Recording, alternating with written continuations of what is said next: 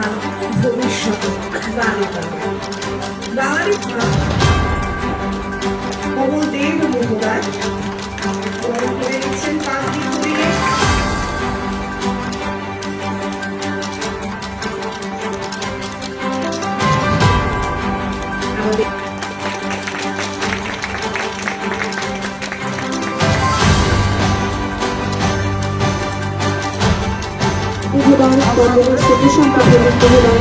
এবং অক্লান্ত পরিশ্রম করে আজকের দিনটিকে সফল করার পেছনে যাদের ভূমিকা রয়েছে স্বামী বিবেকানন্দ ক্লাবের প্রত্যেক সদস্য এবং সদস্যদের এই অনুষ্ঠান মাননীয় মুখ্যমন্ত্রী মহোদয় মালা করিয়ে আন্তরিক শ্রদ্ধা জ্ঞাপন করলেন স্বামীজির প্রতি। মালা করিয়ে আন্তরিক শ্রদ্ধা জ্ঞাপন করলেন স্বামীজির প্রতি।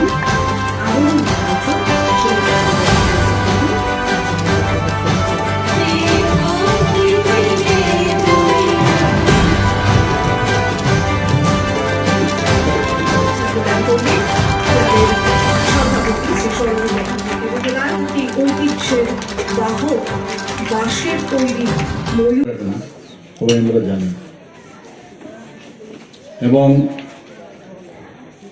সত্যি কথা বলতে কি আমরা সবাই জানি যে হিন্দু পুনর্জাগরণের যে বিষয়, যিনি নাকি পুরুদা ব্যক্তিত্ব, উনি হচ্ছেন স্বামী বিবেকানন্দ। একদিকে উনি হিন্দু সন্ন্যাসী ছিলেন, দার্শনিকও ছিলেন, লেখকও ছিলেন এবং ধর্মীয় শিক্ষক। ওনার সম্পর্কে সত্যি এটা আমাদের সবসময় আমরা এই দিনটির জন্য অপেক্ষা করে থাকি এবং যুব ভাই বোনেরা যারা আছেন তাদের আজকে অনুপ্রেরণার দিন।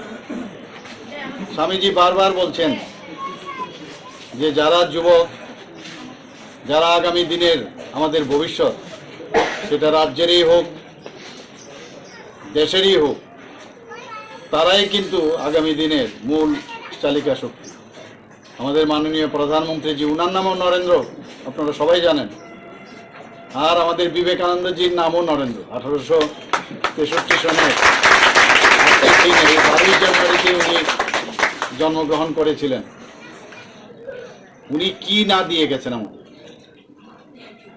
বলেছেন যে আমাদের প্রতিটা ব্যক্তি, আমরা যারাই আছি সবার মধ্যেই ভগবান বিদ্যমান। আমরা মন্দির যে দৌড়াই, বহু জায়গায় আমরা যাই, ধর্মীয় জায়গায় যাই, কিন্তু তার আগে আমরা নিজেদেরকে বুঝতে হবে, অন্যদেরকেও আমাদের বুঝতে হবে যে সবাই ভগবানেরই আশীর্বাদে আমরা, we are all born in this world to serve others. আমরা অন্য লোককে সার্ভ করার জন্য আমরা জন্মেছি। আমরা অনেক সময় ভুলে যাই এগুলো, আজকের দিনে এগুলো স্মরণ করা। আমি আজকেও সকালে আর আমাদের একটা জায়গায় এই প্রোগ্রাম ছিল, সেখানে আমি বলে এসেছি, আমরা বলি সবাই সংহতির কথা বলি, আমরা সবাই একসাথে থাকব, অন্যের জন্য ভাবব এবং সেবাই আমাদের আসল উদ্দেশ্য। কিন্তু দিনটা চলে গেলে এরপর ভুলে যায়, তাহলে লাভের লাভ কিচ্ছু হবে না।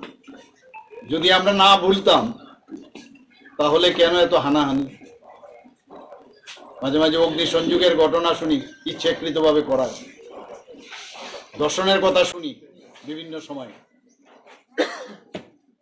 খুন সন্ত্রাস, বিভিন্ন সময় বিভিন্ন আমরা যে ঘটনাগুলো ছিল। যদি স্বামীজির যে বার্তা যে আমরা সবাই মিলে আমরা সুন্দরভাবে থাকবো এবং সেবার মানসিকতা নিয়ে আমরা চলবো, তাহলে এগুলো হতো না। আর দেখা যায় কি, সবসময় আলোর থেকে অন্ধকারে যাওয়ার একটা প্রবণতা সবচেয়ে বেশি, সব মানুষের মধ্যে সেটা পরিলক্ষিত হয়।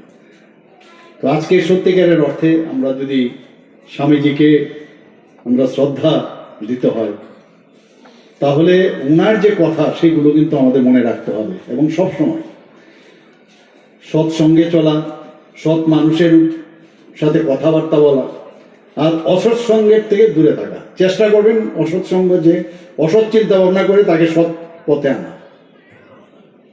যুব সম্প্রদায় আমাদের জন্য অ্যাসেট, তাদের মধ্যে অনেক ট্যালেন্ট আছে, অনেক কিছু করার চিন্তা ভাবনা ওদের মধ্যে আছে। আজকে এখানে কিছু কিছু আমাদের এই ক্লাবের তরফ থেকে যুবক ভাইদের এখানে সম্বর্ধনা দেওয়া হলো। এই সম্বর্ধনা দেওয়ার অর্থ হচ্ছে যে আজকের এই স্বামীজির এই জন্মদিনে ওনার যে আদর্শ, উনি যে চিন্তা ভাবনা করেছেন সেটাকে মাথায় নিয়ে সামনের দিকে এগিয়ে যাওয়া।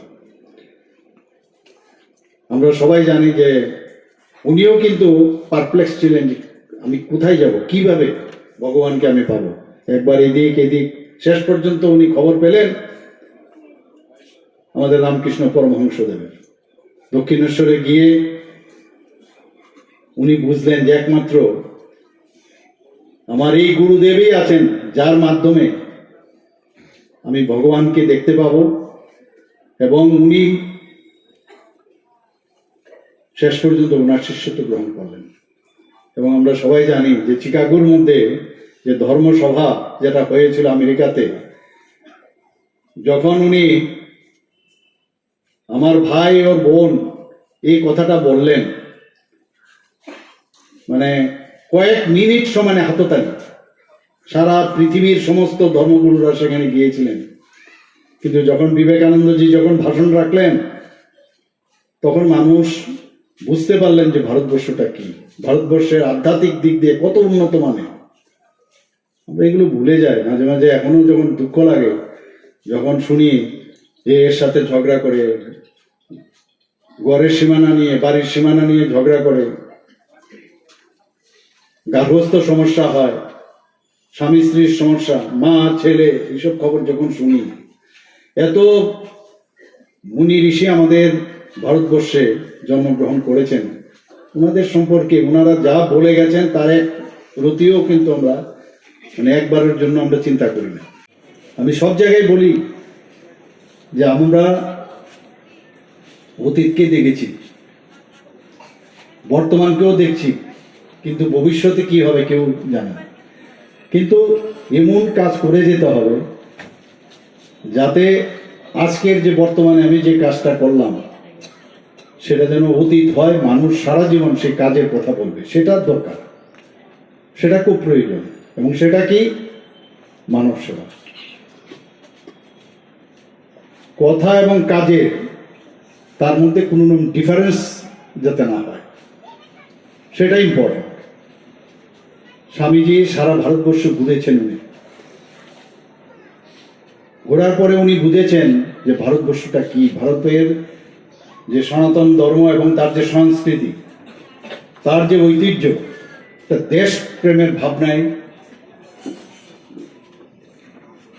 ওনার মধ্যে যে অনুপ্রেরণা এসেছিল, সেই অনুপ্রেরণা এখন আমাদের উনি দিয়ে গেছেন।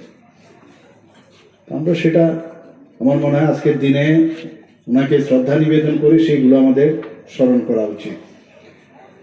আমাদের মাননীয় প্রধানমন্ত্রী নরেন্দ্র মোদীজি এবার দেখলেন যে G20-র মধ্যে উনি কিভাবে ভারতবর্ষকে আবার যে শ্রেষ্ঠত্বের যে স্থান যেটা আমরা হারিয়ে ফেলেছিলাম সেটাকে আবার পুনরুদ্ধারের চেষ্টা করেছেন। মাননীয় প্রধানমন্ত্রীজি এমনও জায়গায় আছে, কোনো জায়গায় যদি যায়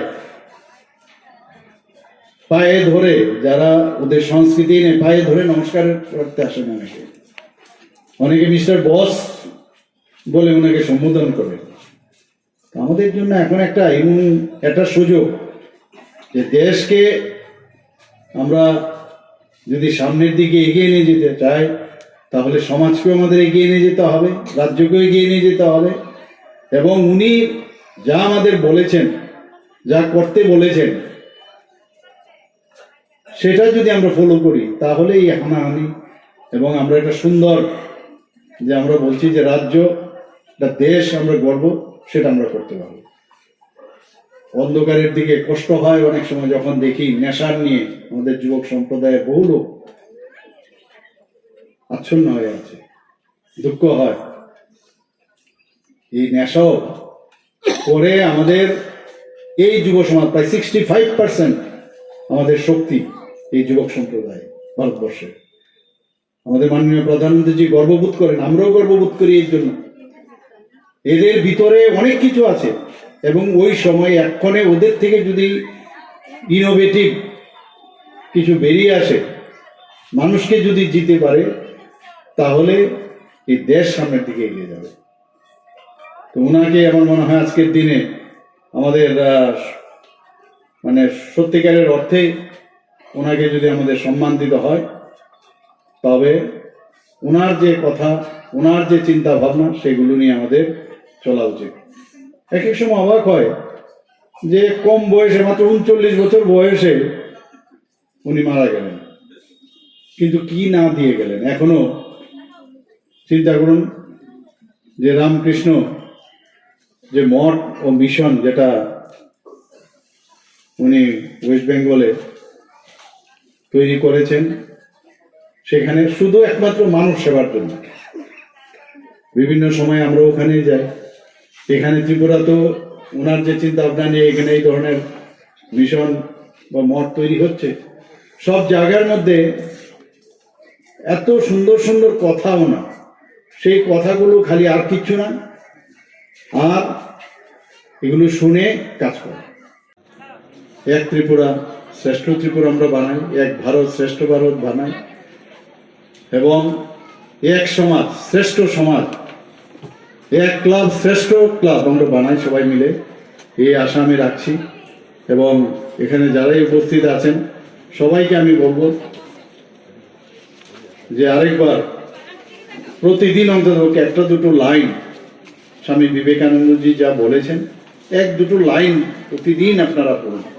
কারণ আমরা সবাই জানি যে বিবেকানন্দজি ছোটবেলা থেকেই গীতা বলুন, বেদ বলুন, উপনিষদ, এইসব নিয়ে উনি প্রচুর চর্চা করেছেন।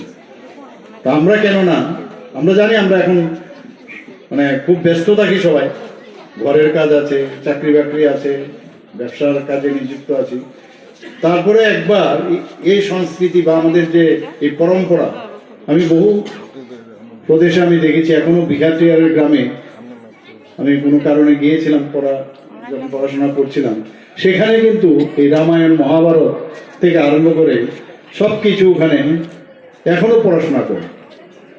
ওই বাড়ির যিনি মুরব্বী বা যিনি কি হেড, সে কিন্তু সন্ধ্যার সময় এখন এইগুলো পড়াশোনা করে, পাঠ করে।